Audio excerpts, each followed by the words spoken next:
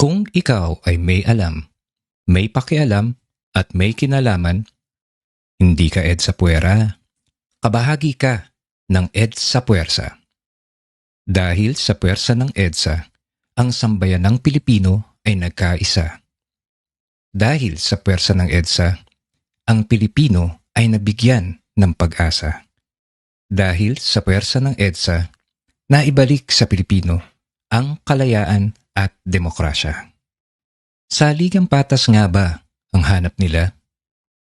Nang binuo ang 1987 Constitution, ang lahat ng Pilipinong may kinalaman ay nakilahok at nagambag dahil sa puwersa ng EDSA. Nilayon ng 1987 Constitution na iangat ang antas ng buhay ng bawat Pilipino sapagkat may pakialam ang puwersa ng EDSA. Nabigay ng 1987 Constitution ang pagkamulat at kaalaman sapagkat ang edukasyon ang pangunahing mithiin ng puwersa ng EDSA.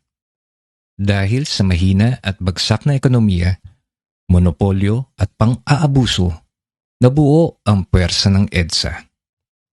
Ang 1987 Constitution ay hindi pangako, kundi pamantayan na dapat sundin ng bawat Pilipino.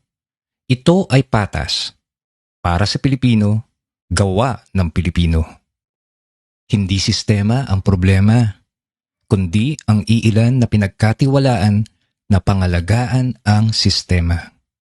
Ang bansang Pilipinas ay para sa Pilipino.